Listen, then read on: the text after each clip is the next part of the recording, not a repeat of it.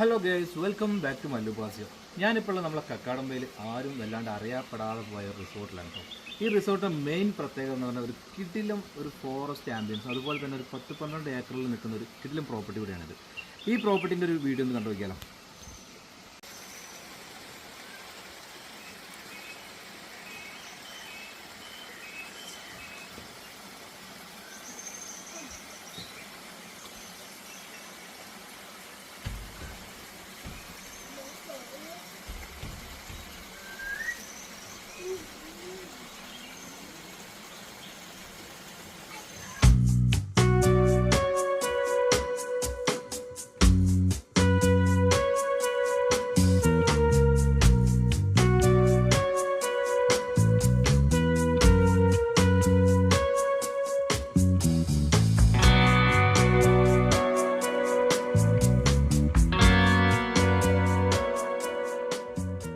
നമ്മൾ ഇന്നലെ ഫാമിലി ആയിട്ടായിരുന്നു ടെസ്റ്റ്. നമ്മളെ ഗാർഡൻ ബ്രോ ഉണ്ട്. പിന്നെ അതുപോലെ തന്നെ ഈ റിസോർട്ടിൻ്റെ പ്രത്യേകിച്ച് എടുത്ത് പറയേണ്ടത് നമ്മളെ റൂംസും കാര്യങ്ങളൊക്കെ അവിടെയുള്ളത്. അതുപോലെ അവിടെ നിന്ന് നേരെ ഇങ്ങോട്ട് വന്നാൽ ഇവിടെ അടിപൊളിയായിട്ടൊരു വ്യൂ പോയിൻറ്റ് പോലെ സെറ്റ് ചെയ്തിട്ടുണ്ട്. ഇവിടെ ഇരുന്ന് എല്ലാം ചില്ല് ചെയ്യാൻ പറ്റിയൊരു കിടിലം ഏരിയ തന്നെയാണ്. അത് കഴിഞ്ഞ് നേരെ താഴോട്ടൊരു ഇതുപോലെ ഒരു കിടിലം ഒരു പാത്ത് വേണ്ടാക്കി വെച്ചിട്ടുണ്ട്.